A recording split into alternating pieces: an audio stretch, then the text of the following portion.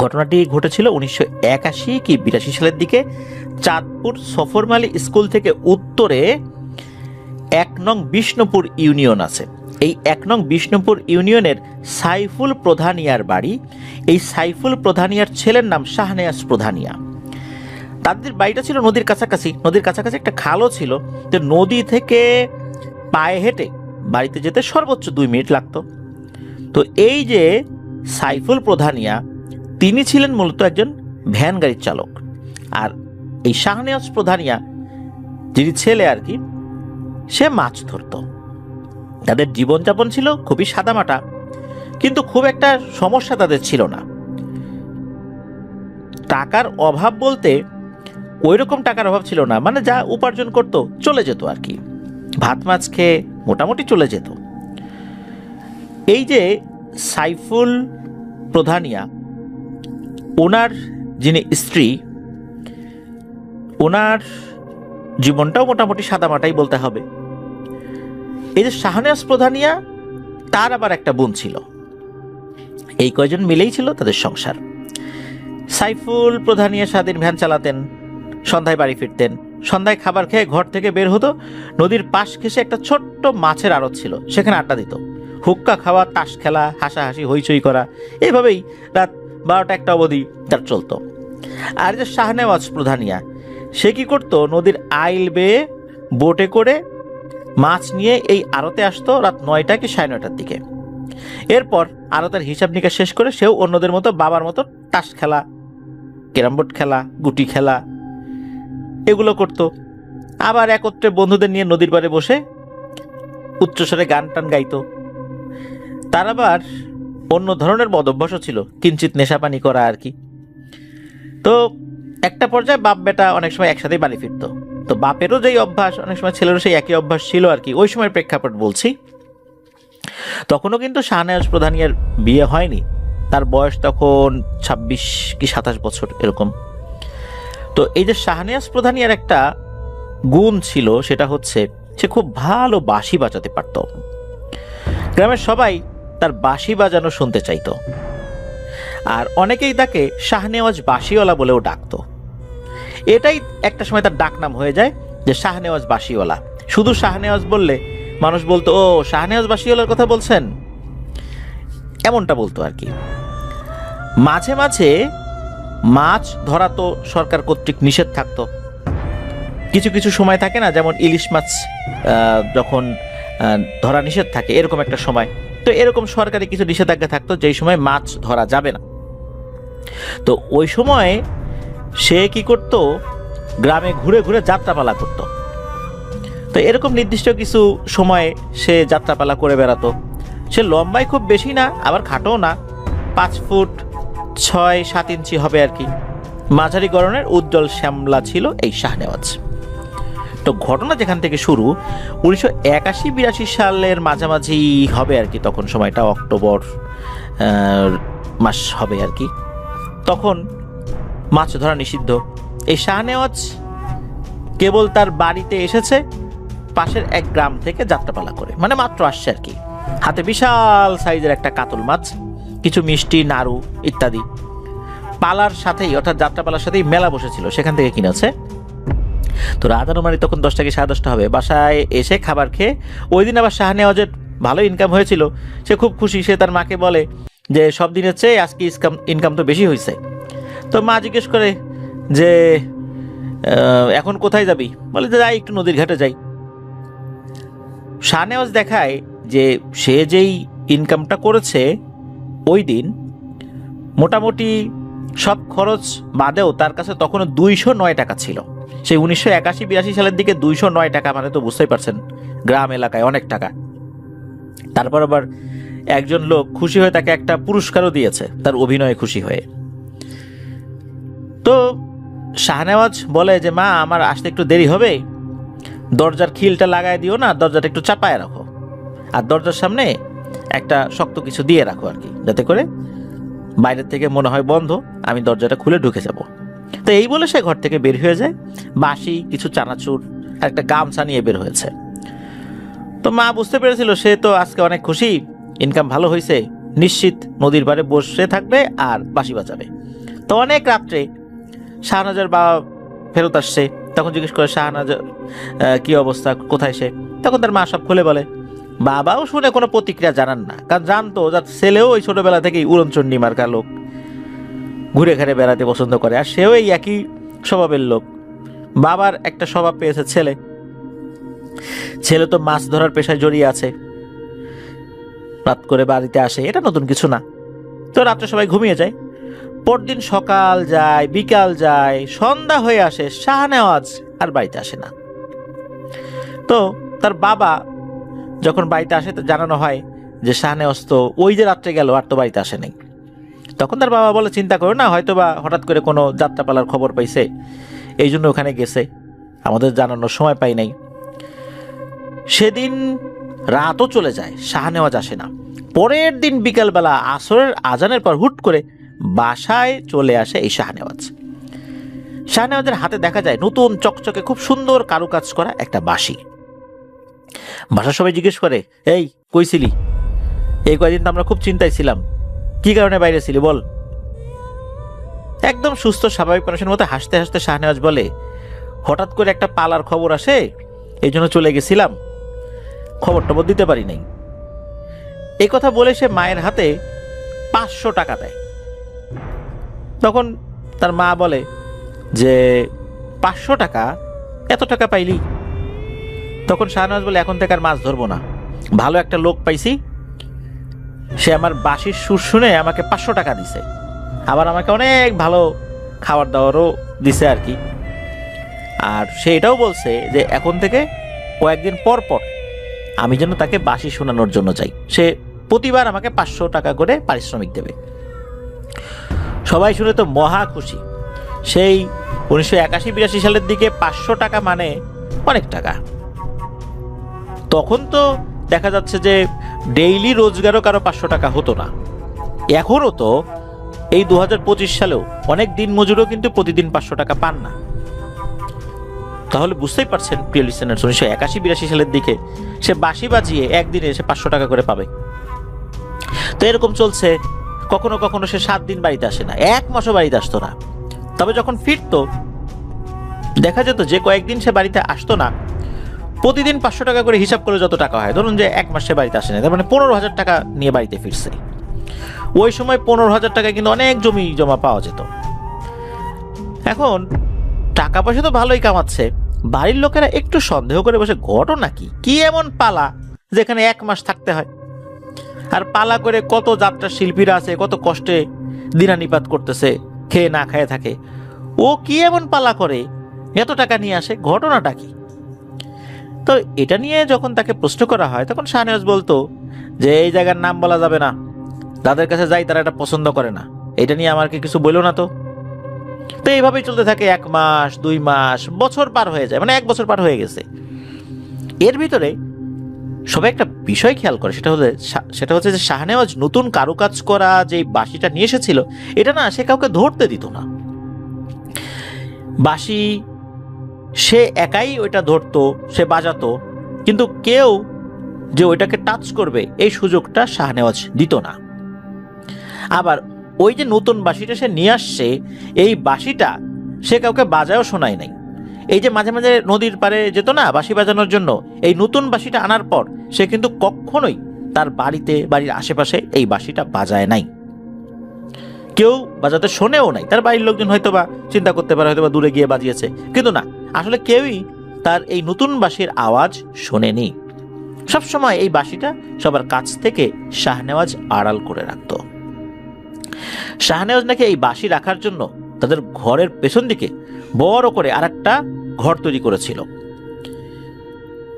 সেখানে তখনকার সময়ের প্রেক্ষাপটে মজবুত লকারের ভিতরে বা সিন্ধুকের ভিতরে এই বাঁশিটা রেখে দিত, সবচেয়ে মজবুত আর কি ওই সময় প্রেক্ষাপটে যেগুলো পাওয়া যেত। তো শাহনেওয়াজের অনেক উন্নতি হয়, তার পরিবার তার দেয়া টাকায় নতুন করে জায়গা কেনে, গরু ছাগল কেনে, তাদের যে বাড়িটা সেটা পাকাও করে ফেলে। খুবই কম সময়ে তাদের অনেক উন্নতি হয়। শাহনেওয়াজ পারিবারিকভাবে একটা বিয়েও করে, সে ঘরে একটি ছেলে সন্তানও হয়। এমন করে 5 বছর পার হয়ে যায়। একদিন দুপুরবেলা শাহনেওয়াজ নদীতে গিয়েছে গোসল করতে। ওই যে তার সুন্দর বাঁশিটা, এটা তার ঘরে বালিশের নিচে রেখে দিয়েছে। তো গোসল সেরে সে বাড়িতে আসে, দুপুরের ভাত খায়। অনেক সময় পর সে যখন বাঁশির উদ্দেশ্যে বালিশটা উঠিয়েছে, দেখে সেখানে বাঁশিটা নেই। এই দৃশ্য দেখে শাহনেওয়াজ পুরো বাড়ি চেঁচামেচি করে একদম মাথায় উঠায় ফেলছে, এই আমার বাঁশি কই, বাঁশি কই, বাঁশিটা কোথায় গেল? তো বাড়ির সবাই একসাথে ভিড় জমায়, কি হয়েছে কি হয়েছে, সবাইকে বলে আমার বাঁশি হারাই গেছে। তখন শাহনেওয়াজের স্ত্রী বলেন যে বাঁশি হারায় নাই, আমাদের ছেলে ইয়ামিন, তার ছেলের নাম হলো ইয়ামিন, তো বলতেছে যে আমাদের ছেলে ইয়ামিনের হাতে ওটা দেখেছি, ও মনে হয় ওটা নিয়ে বাইরে গেছে। শাহনেওয়াজ একথা শুনে দ্রুত তার ছেলে ইয়ামিনকে খোঁজার জন্য বাইরে বের হয়ে যায়। সবাই বলছিল, আরে ভাত খেতে বসছো, এখনই বের হবা,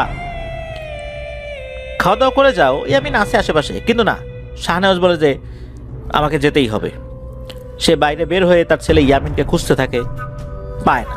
নদীর ঘাট, রাস্তাঘাট, বাগান বাড়ি সব জায়গায় খুঁজে, সারা গ্রাম খুঁজেও তার ছেলে ইয়ামিনকে আর সে খুঁজে পায় না। ওই দিনই পুরো গ্রামে মাইকিং করা হয়, সারা রাত ধরে মাইকিং চলে এবং বলে দেওয়া হয় ইয়ামিনকে যে খুঁজে আনতে পারবে তাকে নগদ 2000 টাকা দেয়া হবে। 1982 সালের পর যদি 5 বছর ধরি, 87 সাল, এই 87-88 সালের দিকে 2000 টাকা গ্রাম অঞ্চলে অনেক টাকাই বলতে হবে। তাহলে বোঝা যাচ্ছে যে এই শাহনেওয়াজ কত টাকার মালিক হয়েছিল। পুরো গ্রাম হন্যে হয়ে খুঁজতে খুঁজতে তারা ক্লান্ত হয়ে গেছে, কিন্তু কোথাও ইয়ামিনকে খুঁজে পাওয়া যায় না। কবরস্থান, মন্দির, শ্মশান, মসজিদ, কোনো জায়গা বাকি রাখা হয় না। কিছু পুকুরে জালও ফেলা হয়েছে, কিন্তু না, ইয়ামিনকে আর পাওয়া যায় না। একমাত্র ছেলেকে খুঁজে না পেয়ে শাহনেওয়াজ খুব ভেঙে পড়ে। কারণ হচ্ছে শাহনেওয়াজের যেই টুকিটাকি বদ অভ্যাস ছিল, বিয়ে শাদী করার পর সবগুলো থেকেই সে ফেরত এসেছিল। ওই যে আড্ডা দেয়া, এটা সেটা করা, টুকটাক নেশাপানি করা, এগুলো সে একদম ছেড়ে দিয়েছিল। একদম সংসারী মানুষ হিসাবে 8-10টা মানুষের মতোই সে চলছিল। দেখা গেল যে তার বাবাও যেরকম ওই আড্ডা টাড্ডা দিত, সেও বিভিন্ন কাজকর্মে যুক্ত হয়ে গেছে। টাকা পয়সা উপার্জন যা করেছে শাহনেওয়াজ, যেটা দিয়ে টুকিটাকি ব্যবসা বাণিজ্য চলছিল, এই জন্য পুরো পরিবারেই একটা কর্মব্যস্ততা চলে এসেছিল, স্বাভাবিক জীবনযাপনের। ওই উড়নচণ্ডী স্বভাব আর কারোর মধ্যেই ছিল না। কিন্তু হঠাৎ করে ছেলেকে হারিয়ে শাহনেওয়াজ খুব ভেঙে পড়ে। ওই পরিবারের সবাই খুবই ভেঙে পড়ে যে ইয়ামিন কোথায় গেল। এরপর শুরু হয় ভয়ঙ্কর সব ঘটনা। দিন পার হয়ে যাচ্ছে, 1 দিন 2 দিন, ছেলেকে তো আর পাওয়া যায় না। তো একদিন এই শাহনেওয়াজের স্ত্রী ঘর থেকে বাইরে বের হয়েছে ওয়াশরুমে যাওয়ার জন্য। তাদের ওয়াশরুমটা ঘর থেকে কিছুটা দূরে ছিল। তো সে ওয়াশরুমে গিয়েছে। ওয়াশরুম থেকে যখন ফ্রেশ হয়ে ঘরের দিকে আসা শুরু করেছে, তখন সে খেয়াল করে তাদের ঘরের যে মেইন যেই দরজাটা, এই দরজার ওখানে কেউ একজন দাঁড়িয়ে আছে। তখন এই শাহনেওয়াজের স্ত্রী একটু ভালো করে দেখতে যায় যে জিনিসটা আসলে কি বা লোকটা কে। তখন সে যেটা দেখে, সেটা দেখার জন্য সে মোটেও প্রস্তুত ছিল না। সে যখন এগিয়ে গিয়েছে তখন দেখে যে একটা লোক, এই লোকটার গায়ে কোনো চামড়া নাই। মানুষের শরীরের চামড়া যদি তুলে ফেলা হয় তাহলে একটা মানুষকে কেমন দেখা যাবে, ঠিক তেমন দেখা যাচ্ছে। আমাদের চোখের উপরে কিন্তু চোখের পাতা রয়েছে, এই অংশটা যদি তুলে ফেলা হয় আমাদের চোখটা একদম গোলাকৃতি দেখা যাবে। দেখা যাচ্ছে ওই রকম বড় বড় দুটো চোখ। এতটা বাইরে বের হয়ে এসেছে, মনে হচ্ছে এখনই পড়ে যাবে হয়তো। সে মুখ দিয়ে কোনো কথা বলছে না, কিন্তু কেমন যেন একটা গড়গড় গড়গড় শব্দ করছে। তো এই দৃশ্য দেখে শাহনেওয়াজের স্ত্রী দেয় প্রচন্ড জোরে এক চিৎকার। যখনই চিৎকার দিয়েছে, ওই জিনিসটা লাফ দিয়ে মনে হলো কোন দিকে চলে গেল। আর শাহনেওয়াজের স্ত্রীর চিৎকারে বাড়ির অন্যান্যরা তো ঘুম থেকে জেগে যায়। তারা ঘর থেকে বের হয়, এসে দেখে যে শাহনেওয়াজের স্ত্রী অজ্ঞান হয়ে পড়ে আছে। তাকে ধরাধরি করে ঘরে নিয়ে যায়, জ্ঞান ফেরানোর চেষ্টা করা হয়। যখন তার জ্ঞান ফেরত আসে, সে বলে সে কি দেখেছে। তখন বাড়ির লোকজন বলে যে ছেলে হারানোর শোকে হয়তোবা সে ভুলভাল কিছু দেখেছে। এরপর পরের দিন রাতের বেলা সবাই ঘুমানোর প্রস্তুতি নিচ্ছে। এই সময় হঠাৎ করে বাইরে থেকে কান্নাকাটির আওয়াজ শোনা যায়। এই আওয়াজটা ছিল তাদের ছেলে ইয়ামিনের। আওয়াজটা এমন যে মনে হচ্ছে যে একবারে মেইন গেটের সামনেই হচ্ছে। ইয়ামিনকে ওখানে রেখে কেউ মারধর করছে, সেই যন্ত্রণা সে কান্নাকাটি করছে। সবাই তাড়াহুড়ো করে ঘর থেকে বের হয়, কিন্তু এসে দেখে কিছুই নাই। অবাক কাণ্ড, ইয়ামিনের কান্নার স্বর শোনা গেল, অথচ এখানে কিছুই নাই। সবাই আশেপাশে খোঁজাখুঁজি করে, কিছুই দেখতে পায় না। এমনকি গেটের সামনে তো এই শব্দ তারা শুনেছিলেন যে ওই দিকটা থেকে আসছে, সেখানে তারা দেখে এখানে কোনো পায়ের ছাপ আছে কিনা, দেখে যে না, কিছুই নেই। এভাবে আরো কয়েকদিন চলে যায়। হঠাৎ করে সকালবেলা ঘুম থেকে উঠে একদিন দেখে বাড়িতে হাঁস, মুরগি, গরু, ছাগল, যত প্রকার পশু ছিল, গবাদি পশু বিশেষ করে, সবগুলো একসাথে মরে পড়ে আছে। শুধু যে গবাদি পশু মরে পড়ে আছে বিষয়টা এরকম না, ওই বাড়িতে কুকুর বিড়াল ছিল সেগুলো মরে পড়ে আছে। এমনকি ওই বাড়ির গাছে যে পাখিগুলো বাসা করেছিল, এই পাখিগুলো নিচে মরে পড়ে আছে, ওই পাখির বাচ্চাগুলো নিচে মরে পড়ে আছে। এমন একটা অবস্থা। তারা তো সবাই খুব ভরকে যায়, ঘটনা কি, কেন এমনটা হলো।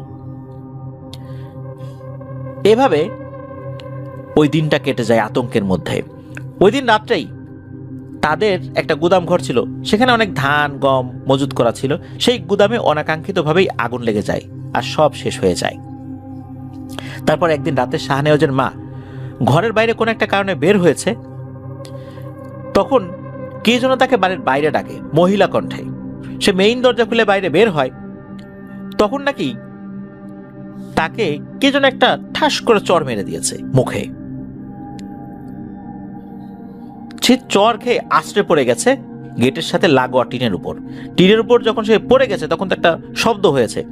এই শব্দে সবার ঘুম ভেঙে যায়, বাইরে বের হয়। বের হয়ে দেখে যে সেও অজ্ঞান হয়ে পড়েছে, তাকে ধরাধরি করে ঘরে আনে। তখন দেখা যায় এই যে শাহনেওয়াজের মায়ের যে বাম গাল, এটা হালকা বাঁকা হয়ে গেছে, মানে এইখানের যে চোয়ালের হাড়টা রয়েছে মনে হচ্ছে কিছুটা সরে গেছে, মানে এত জোরে চটটা মেরেছিল। তার যখন জ্ঞান ফেরত আসে তখন সে কষ্ট করে বলে যে আসলে কি হয়েছিল। সে বেশি কিছু বলতে পারে না, খালি বলে যে পরিচিত একজনের কণ্ঠে ডাক শুনে সে বাইরে গেছে, তখন এই ঘটনা। কে মেরেছে এটা সে বলতে পারে না। এরপর থেকে একটা না একটা সমস্যা তাদের পরিবার লেগেই থাকে, জীবনযাপন একদম অসম্ভব হয়ে পড়ে। এরপর ঘটে একটা দুঃখজনক ঘটনা। এমনিতে তাদের যে ব্যবসা বাণিজ্য ছিল ধস নেমেছে, ইয়ামিন হারিয়ে গেছে, তার লাশটাও খুঁজে পাওয়া যায়নি, সব মিলে সবার মন খারাপ। কোন এক শনিবারের রাত্রে শাহনেওয়াজ ও তার বাবা সাইফুল প্রধানিয়া এলাকার সমাজ কল্যাণ পরিষদ থেকে, ওখানে যে সমাজ কল্যাণ পরিষদ আছে আর কি, সেখানে কোনো একটা কাজ ছিল, সেখান থেকে তার বাড়ির দিকে ফেরত আসে। এসে তারা এক দুঃখজনক ঘটনার মুখোমুখি হয়। তারা দেখে ইয়ামিন যেভাবে হারিয়ে গিয়েছিল, হঠাৎ করে ইয়ামিনকে তারা পেয়ে যায়, কিন্তু মৃত অবস্থায়। নিথর দেহ বাড়ির এক পাশে পড়ে আছে। ইয়ামিনের দেহ থেকে মাথা সম্পূর্ণ আলাদা করা, আর মাথা ছাড়া দেহে কোনো চামড়া নাই, শুধু মাথার উপরে চামড়াটা রয়েছে, তা না হলে তো চেহারা চেনা যাবে না। কিন্তু দেহের যে অংশটা পড়ে আছে সেখানে কোনো চামড়া নাই। দেখে মনে হচ্ছিল কেবলই তাকে মারা হয়েছে, খুব নৃশংসভাবে হত্যা করা হয়েছে তাকে। এমনও হতে পারে যে তার শরীরের গলা থেকে নিচের অংশের চামড়াটা প্রথমে তুলে ফেলা হয়েছে, তারপর মাথাটা আলাদা করা হয়েছে, অথবা তার মাথাটাকে কেটে ফেলা হয়েছে, তারপর শরীরের যেই চামড়া সেটাকে ছুলে ফেলা হয়েছে। শরীর থেকে তখনও তাজা রক্ত নাকি ঝরছিল। এত অল্প বয়সী এক বাচ্চা ছেলে, তার এইরকম ভয়ঙ্কর নৃশংস মৃত্যু, এটা কি কেউ মেনে নিতে পারে?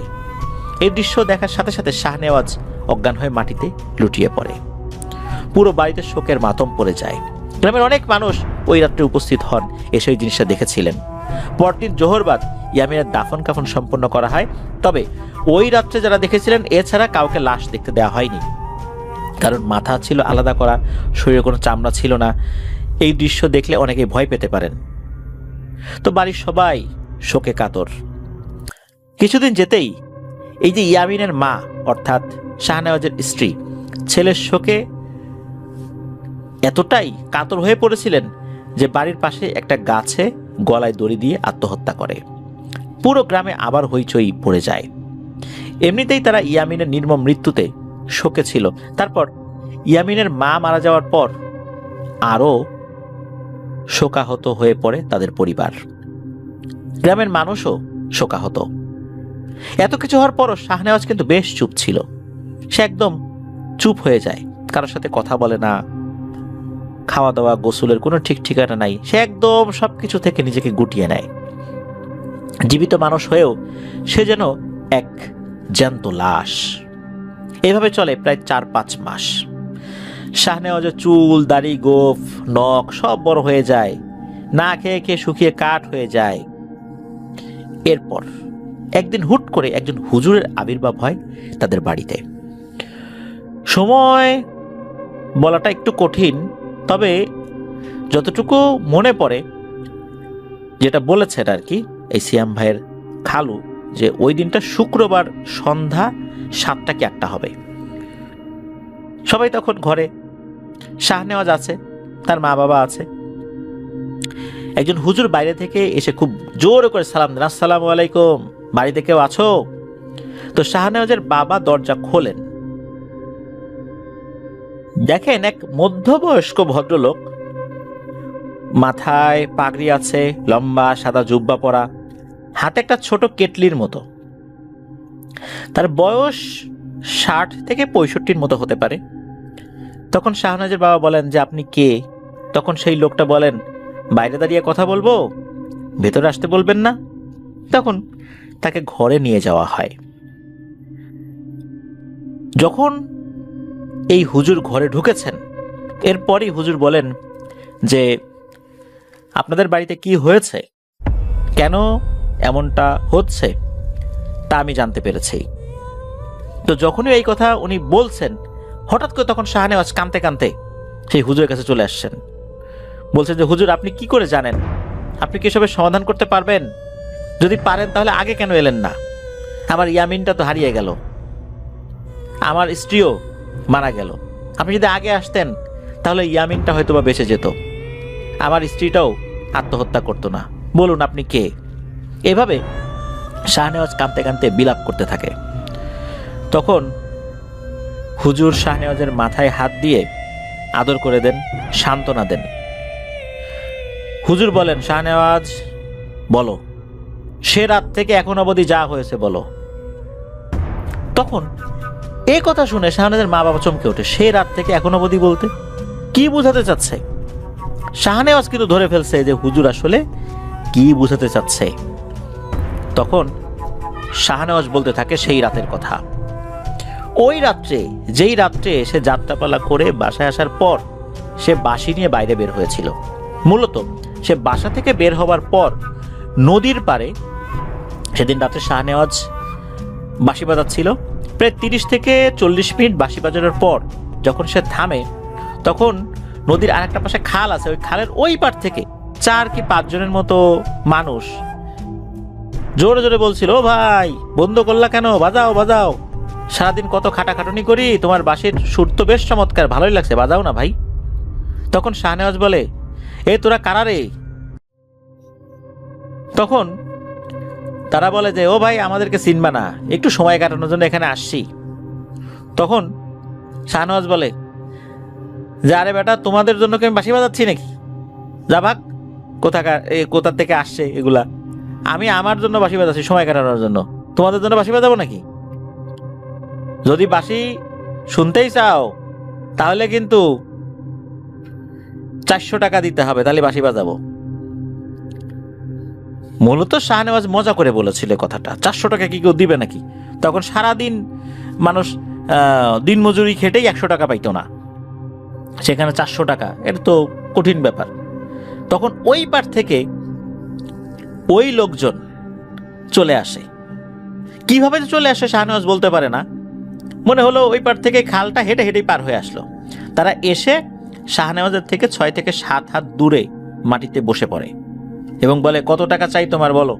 তখন শাহনেওয়াজ বলে যে আমি তো বললাম 400 টাকা লাগবে, তখন বলে, আচ্ছা ঠিক আছে, বাজাও, ফজরের আজানের আধা ঘন্টা আগে বাঁশি বাজানো বন্ধ করবা, বাঁশি বাজাও। তখন শাহনেওয়াজ বলে, মিয়া, এই গভীর রাত্রে তোমরা আসছো আমার সাথে ফাইজলামি করার জন্য? তোমরা এই রাতের বেলা 400 টাকা কই পাবা? তোমাদের চেহারা স্রোত দেখে মনে হচ্ছে না যে সারাদিন কামলা দিয়েও তোমরা 50 টাকা উপার্জন করো। এই রাতের বেলা আমার সাথে মজা করার জন্য আসছো? আমি নাকি এখন ফজরের আজানের আধা ঘন্টা আগ পর্যন্ত বাঁশি বাজাবো? ভাই যাও তো যাও, তোমাদের সাথে কথা বলার আগ্রহ আমার নাই। তখন তারা বলে যে না, বাঁশি বাজাও, অথবা আমাদের সাথে চলো, তোমাকে আবার এখানে রেখে যাব কালকে। এই মুহূর্তে তো আমরা আসলে এত টাকা নিয়ে আসি নাই, আছে টাকা আছে, বাসায় আছে, কালকে যখন তোমাকে রেখে যাব কথা দিলাম 400 না 500 টাকা দিব। তখন শাহনেওয়াজ বলে, তো ঠিক আছে চলো যাই তোমাদের সাথে। তখন তারা কি করে, একটা কালো কাপড় বের করে আর শাহনেওয়াজের চোখ কাপড় দিয়ে বেঁধে দেয়। আসলে শাহনেওয়াজ যে বাধা দেবে এরকমটা তার মনে হচ্ছিল না কোনো একটা কারণে। যখনই বেঁধে দিয়েছে সাথে সাথে শাহনেওয়াজের এমন একটা অনুভূতি হয় সেজন্য একটা গতিতে উপরে উঠছে আবার নিচে নামছে, উপরে উঠছে নিচে নামছে। আমরা অনেক সময় নাগরদোলায় উঠি না, নাগরদোলা যখন উপর দিকে ওঠে কেমন অনুভূতি হয়, আমার নিচ দিকে নামে কেমন অনুভূতি হয়, তার নাকি ওই রকম অনুভূতি হচ্ছিল। এবার বেশ কিছুটা সময় চলার পর তার চোখ থেকে যখন কাপড় খোলা হয় তখন সে একটা বদ্ধ ঘরে নিজেকে আবিষ্কার করে। সেই বদ্ধ ঘরটা বিভিন্ন সুন্দর পাথর দিয়ে কারুকাজ করা, খুব সুন্দর নকশা করা। এটা 4 দেয়ালের কোনো ঘর না, এটা 6 দেয়ালের ঘর। এই ঘরের কোনো দরজা জানালা ছিল না, তবে ঘরটা বেশ আলোকময় ছিল। আলোর উৎস যে কি এটাও শাহনেওয়াজ বুঝতে পারছিল না। তার মাথার উপরে ছাদ তার থেকে অনেক উঁচুতে, হয়তোবা 50-60 হাত উঁচুতে এরকম ছিল আর কি। আর ওই ঘরে কোনো পিলার ছিল না। যাই হোক, এই জিনিসটা অবাক হয়ে সে দেখছে, চতুর্দিকে দরজা নাই, জানালা নাই, গরমও লাগছে না। হঠাৎ করে দেখে যে দেয়ালের একটা পাশ, যেটা তার মুখের সামনের দিকে ছিল, এরকম একটা অংশ আস্তে আস্তে মাটিতে দেবে যাচ্ছে মনে হচ্ছে আর কি। যখন অনেকটাই দেবে গেল, অর্থাৎ 10 ভাগের 8 ভাগ ওই দেয়ালটা দেবে গেছে তার কাছে মনে হলো, তখন দেখা গেল যে অনেক বড় আকৃতির বেশ কিছু অবয়ব ওখানে ঢোকা শুরু করেছে। প্রত্যেকের শরীরেই লম্বা জুব্বা ছিল, আর এটার কালার ছিল যে কি সব, উনি শাহনেওয়াজ বলেছেন যে এটা অনেকটা নাকি ঘিয়ে কালারের ছিল, এতটুকু তার মনে আছে, একদম সাদা না। আর এদের মাথার অংশটা ছিল সাদা কাপড়ে ঢাকা, কারোরই মুখ দেখা যাচ্ছিল না। তো শাহনেওয়াজ এটা যখন দেখেছে তখন সে বেশ ভয় পেয়ে যায়। সে গুটি সুটি মেরে হাঁটু জড়িয়ে বসে থাকে এবং ভয়ে থরথর করে কাঁপতে থাকে। তখন আবার ওই যেই দেয়ালটা যেটা নিচু হয়ে গিয়েছিল আস্তে আস্তে সেটা আবার উঁচু হতে থাকে, একটা পর্যায়ে দেয়ালটা লেগে যায়। ওখানে যে কয়জন ছিল শাহনেওয়াজ ওইভাবে আসলে গোনে নাই, হবে 7-8 জনের মতো হবে আর কি। এই কয়েকজন সবার মাঝখানে 2 কি 3 হাত ফাঁকা ফাঁকা রেখে ওই 6 দেয়ালের কোনায় কোনায় কুশনের মতো থাকা, আমাদের সোফা সেটে যে কুশনের মতো থাকে না, ওইরকম কিছু ছিল আর কি। সেখানে দেখলো, হঠাৎ করে মনে হলো যে ওইটা ওইখানে চলে আসছে, তো এগুলোর সাথে হেলান দিয়ে বসে। তো একজন শাহনেওয়াজের কাছে আসে এবং তাকে 1 গ্লাস পানি খেতে দেয় এবং বলে, তুমি আমাদের মেহমান, ভয় পেও না, আমরা তোমাকে ক্ষতি করার জন্য এখানে নিয়ে আসিনি। কোনো অসৎ উদ্দেশ্য থাকলে সেই নদীর পাড়েই তো তোমাকে ক্ষতি করতে পারতাম। পানিটা খাও, আর আমি তোমাকে নিয়ে এসেছি, অর্থাৎ যে পানিটা এগিয়ে দিয়েছে সেটা বলছে। আর সেই লোকটা বলে যে এখন সবাইকে তোমার বাঁশির সুর শোনাও। তখন শাহনেওয়াজ ভয়ে ভয়ে কাঁপা কাঁপা হাতে পানিটা খায়। খাওয়ার পর তার শরীরে নাকি এক ধরনের একটা উত্তেজনা চলে আসে, মনে হচ্ছে শরীরে তার অন্য ধরনের একটা শক্তি চলে আসছে। তার আর ভয়ও লাগছে না। সে বুঝতে পারে সে এখন আর স্বাভাবিক জগতে নাই, সে এখন জিনেদের দেশে চলে এসেছে, তাকে নিয়ে আসা হয়েছে। যাই হোক, সে বাঁশি বাজানো শুরু করে। বাজাতে বাজাতে কত সময় বাজিয়েছে সে জানে না। যখন শেষ হয় তখন সবাই তার প্রশংসা করে। তখন তার দিকে ছোট ছোট খেজুরের মতো দেখতে একটা ফল ছুঁড়ে মারতে থাকে। ছোট ছোট খেজুরের মতো, সবাই একটা করে ফল ছুঁড়ে মারছে। সেও সেটা খায়। সে খেয়ে দেখে এটা খুবই সুস্বাদু, এটা যে আসলে কি ফল তা বোঝা যাচ্ছে না। এরপর তাকে বলা হয় যে তোমার সময় অনুযায়ী অমুক বার, একটা বার বলে দেয় আর কি, তুমি আবার আসবা, তুমি যেখানে ছিলা, যেখান থেকে তোমাকে নিয়ে আসা হয়েছে ওইখানেই আসবা, তোমাকে নিয়ে আসা হবে। এরপর সেখানে থাকা একজন লোক বসা থেকে উঠে আবার শাহনেওয়াজের দিকে আসে, বোঝা যাচ্ছিল সেই এদের সর্দার। শাহনেওয়াজের কাছে এসে সে একটা কাজ করে। সে কি করে, একটা ছোট সুন্দর কারুকাজ করা বাঁশি শাহনেওয়াজের হাতে দেয়। এটা দিয়ে বলে, এই বাঁশিটা আমি তোমাকে দিলাম, এরপর তুমি যখন আসবা এটা দিয়েই বাজাবা, আর সাবধান, তুমি ছাড়া এই বাঁশি আর কেউ যেন না ছয়। বাঁশিটি অনেক যত্নে রাখবা, এটার জন্য কোনো ক্ষতি না হয়। তুমি এই বাঁশি বাজাতে গিয়ে যদি এটার কোনো সমস্যা হয় বা কোনো অংশ নষ্ট হয়ে যায়, তুমি এটা নিয়ে আসবা, আমরা এটা রেখে অন্য একটা বাঁশি দেব। কিন্তু কোনো অংশ তুমি ছাড়া অন্য কারো হাতে যেন নষ্ট না হয়। যদি অন্য কারো হাতে নষ্ট হয় তাহলে তারও জীবন যাবে, তোমারও জীবন যাবে। আর এই বাঁশির সুর শুধু আমাদের সামনে তুলবা, অন্য কেউ যেন এই বাঁশির সুর না শোনে। এইভাবে কথা বলার পর তারা শাহনেওয়াজকে আবার কালো একটা কাপড় দিয়ে চোখ বেঁধে রাখে। তখন শাহনেওয়াজের কাছে মনে হলো এইবার আর ওই নাগরদোলার মতো উঁচু নিচু না, মনে হচ্ছে কোনো একটা চরকিতে সে উঠেছে, মনে হচ্ছে সে একটা ঘূর্ণিপাকের মধ্যে বদ্ধ হয়ে গেছে বা আবদ্ধ হয়ে গেছে। এরপর তার যখন চোখ খোলা হয়, দেখে সে ওই নদীর পারে।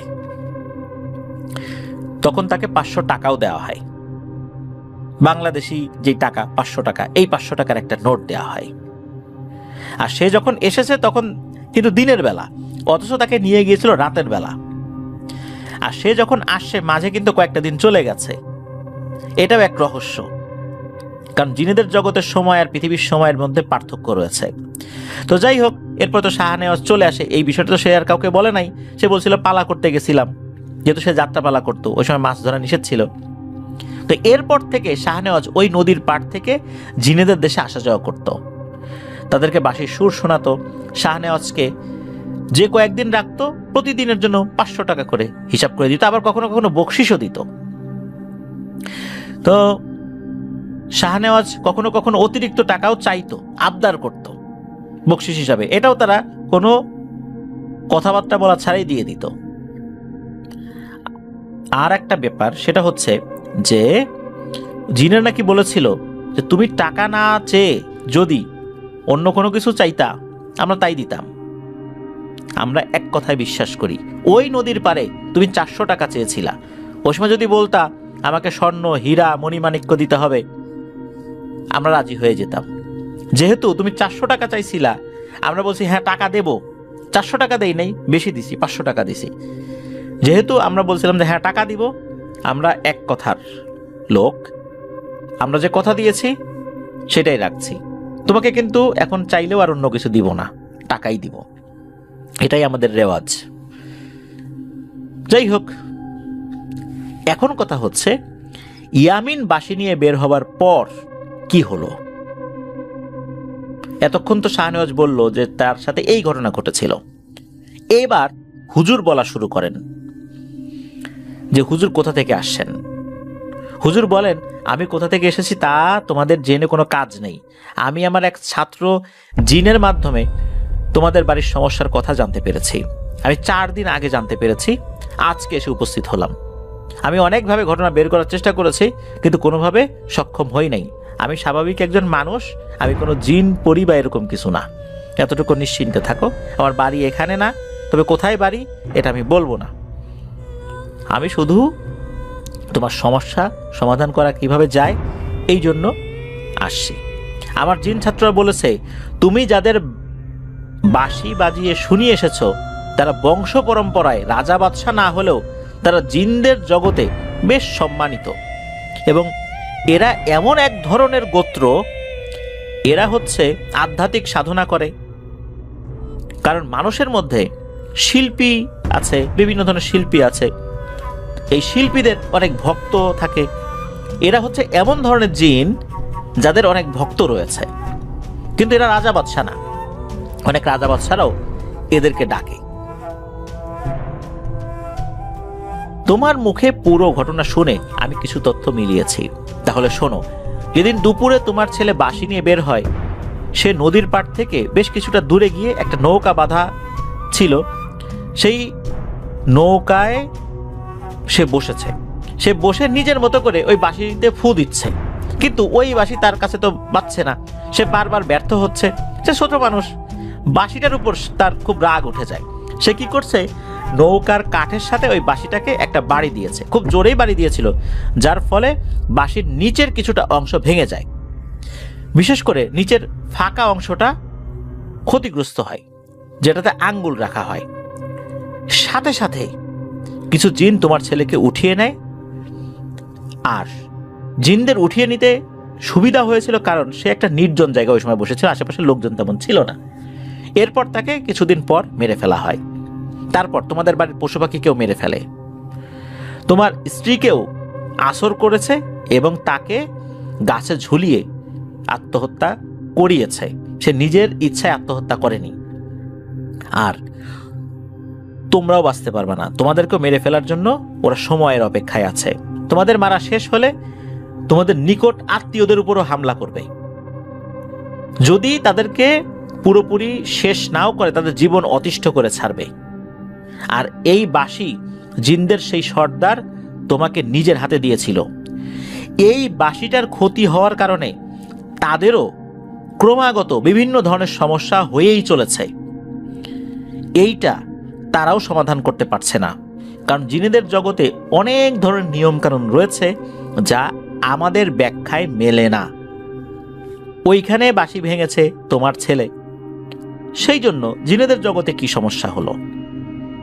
কেনই বা তোমাদের পরিবারের উপর তারা আক্রমণ করলো? কেনই বা তোমাদেরকে মারার পর তোমাদের আত্মীয় স্বজনদের উপরে আক্রমণ করবে? এটা এক রহস্য, এটা তাদেরকে করতেই হবে যদি এখন সমাধান না করা যায়। তখন এই শাহনেওয়াজ, তার মা বাবা সবাই তো এটা শুনেছে, তারা খুব অবাক হয়েছেন। তারা বলেন, হুজুর এখন কি করার, আমরা কিভাবে এই সমস্যা থেকে বাঁচতে পারি? তখন হুজুর বলেন যে আমাকে আজকে রাতটা একটু দেখতে দাও, কি করা যায়। আমি সেই জিনদেরকে কাউকে ডাকার চেষ্টা করি, দেখি তারা কি বলে। আমাকে আজকের রাতটা তোমাদের বাড়ির পাশে কোনো একটা মসজিদে থাকার ব্যবস্থা করে দাও। তোমাদের বাড়িতে থাকবো না, মসজিদে থাকবো, দেখি কি করা যায়। হুজুরকে সেই রাতে একটা মসজিদে রেখে আসা হয়। পরদিন সকালে ভোরবেলা হুজুর শাহনেওয়াজদের বাড়িতে আসেন ফজরের নামাজের পর। সকালে তাদের এখানে নাস্তা করেন এবং বেশ কিছু সময় জিকির আজগার করেন। তারপর তাদেরকে বলেন যে দেখেন, সবই আল্লাহর কুদরতি হাতে সম্পন্ন হয়েছে। তাদের হায়াত ছিল এতটুকুই, আল্লাহ তাদেরকে নিয়ে গেছেন, এটা আল্লাহর ইচ্ছাতেই হয়েছে, এটাই বলতে হবে। এখন আপনারা যারা আছেন, আপনারা নিজেদেরকে নিয়ে একটু ভাবেন। আমার কালকে রাত্রে তাদের সাথে কথা হয়েছে, তারা বলেছে যে তারা যা পাওয়ার তা পেয়ে গেছে, বাঁশিটা পেয়ে তাদের অনেক উপকার হয়েছে।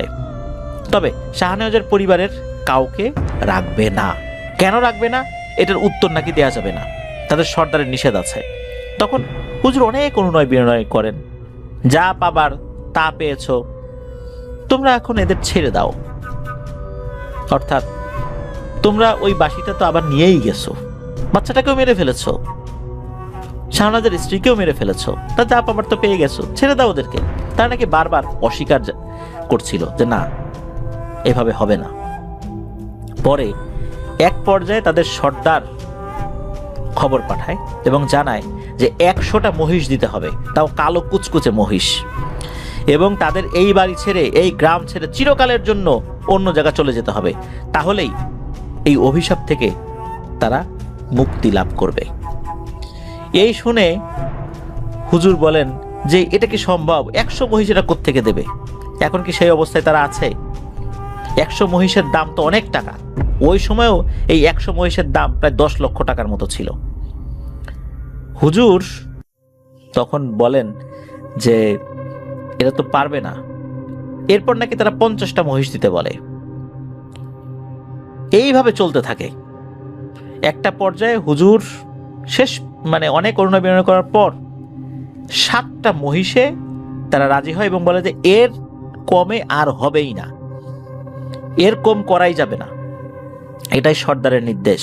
আমরাও চাই না এই হত্যাকাণ্ড চালিয়ে যেতে, এতে করে আমাদেরও গুনাহ হচ্ছে, কিন্তু আমরা নিরুপায় হয়ে গেছি। এটা আমাদের এক রহস্যময় জগৎ, এই জগতের সাথে অন্য কোনো জগতের মিল নাই। পৃথিবীর মানুষের যুক্তির সাথে আমাদের যুক্তির মিল হবে না, এটাই বাস্তবতা। জিনেরা এটাও জানায় ওই মহিষগুলো নদীর ওই পারে একটা ফাঁকা বিল আছে, রাতের বেলা সেখানে বেঁধে রেখে আসতে হবে। এর পরদিন সকালবেলা এই শাহনেওয়াজ, তার বাবা মা, এই 3 জন এই গ্রাম ছেড়ে চিরতলে চলে যাবে, আর কখনো এখানে আসবে না। তারা সেটাই করেন। এর 4 দিন পর মূলত তারা চলে যান। তার আগের রাত্রে ওনারা ওই মহিষগুলা দিয়েছিলেন, আর এই কয়েকদিনের মধ্যে তারা ভিটামাটি বিক্রি করে দিয়েছিলেন। ওই বলে দেওয়া জায়গায় 7টা মহিষ রাত্রেবেলা রেখে আসছিলেন, সকালবেলা তারা চলে যান। ওই সময় নাকি এই 7টা মহিষ ওনারা কিনেছিলেন 54,900 টাকা দিয়ে। এরপর তো ওনারা চলে গিয়েছিলেন। ওই সময় হুজুরকে বেশ কিছু টাকা দিতে চেয়েছিলেন, হুজুর নাকি নেন নাই। শাহনেওয়াজদের বাড়ির যে জায়গাটা, ওইটা নাকি এখন আর নাই, নদীতে ভেঙে গিয়েছে। আর শাহনেওয়াজ, তার বাবা মা, এনারা যে কোথায় চলে গেছেন এটা আর কেউ বলতে পারে না। হয়তো অনেক দূরে চলে গেছেন, যেহেতু কথা ছিল যে এইখানে তারা আর আসবে না কখনো। শাহনেওয়াজ তার স্ত্রী পুত্রের কবর কিন্তু এখানেই রেখে গিয়েছিল, কিন্তু আর কখনোই সে আর এখানে আসে নাই। হয়তো অন্য কোথাও গিয়ে সে নতুন করে জীবনযাপন শুরু করেছিল। আর এই জায়গাটা নদীগর্ভে বিলীন হওয়ার কারণে শাহনেওয়াজের গল্পটাও অনেকেই ভুলে গিয়েছে। বিশেষ করে খালু, উনি কিছুটা অংশ প্রত্যক্ষ করেছিলেন। তো এই যে যারা প্রত্যক্ষ করেছেন ওই সময়, তাদের মুখে মুখে কিছু কিছু লোক হয়তো বা এই ঘটনা শুনে তারা জানে। তো এভাবেই এই ঘটনাটা সিয়াম ভাই জেনেছেন এবং আমাদেরকে পাঠিয়েছেন।